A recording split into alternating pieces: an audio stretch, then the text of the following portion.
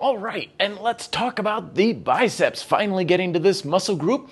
And more specifically, today's topic is why doing endless curls and trying to isolate the biceps may not be the best way to go about trying to make it as big and strong as you want it to be. As always, we start off with the anatomical structure and the origin points. We got our two heads, of course, and the short head attaches a little bit up above your shoulder joint, which means that that head is responsible to some degree for shoulder flexion. So if you've ever done bicep curls and you felt like you wanted to get that elbow up rather than locking it in place, or feel like your shoulder wants to get engaged for part of the exercise, that's why.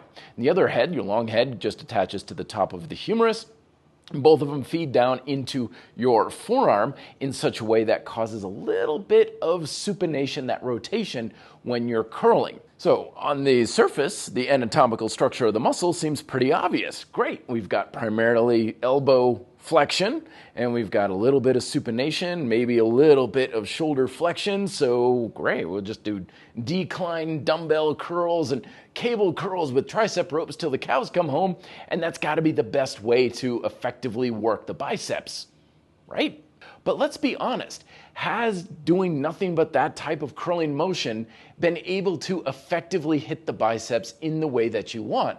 Of course, very effective exercise. It certainly made my biceps bigger when I first started training, but is it really giving you solutions you want, or is there more to training the biceps adequately enough? And I mention this because the biceps are a classic example of one of the most elemental principles of effective neuromuscular training, which is that the body just does not like to work in isolation. No joke, when I first moved out here to Denver, I belonged to a gym that had 19 bicep curling machines.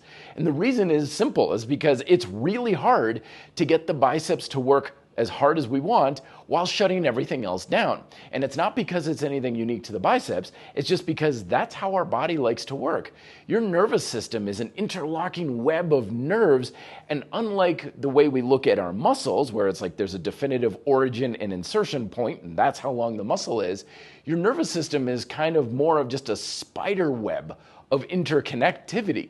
And it's the nervous system that drives your muscles. And that's why one of the best and most effective ways to get a muscle to work as hard and effectively as we want is to use our nervous system in a more holistic approach. In other words, as I like to say, integrate, don't isolate.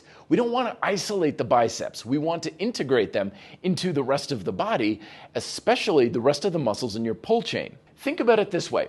Every bicep exercise you do, every curling motion you do, should be a complete back exercise as well. Use all of the muscles in your pull chain.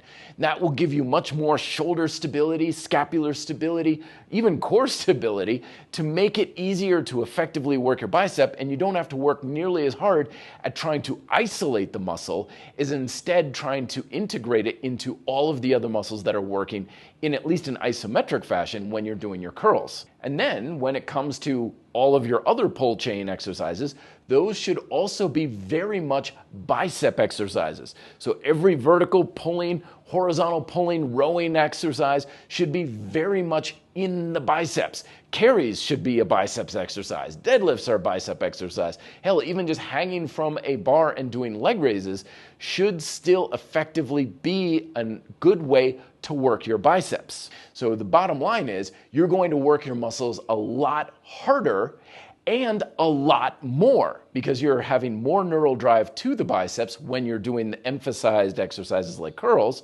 Plus, you're getting a lot more volume because everything you do with a pulling motion is going to be a bicep exercise. If you want to try this out in practice, check out these micro workouts that I posted right here that will have both single joint and compound movements in those workouts. And if you have any thoughts and questions, leave those down below in the comment section as well. Thank you very much for watching. Be fit and live free.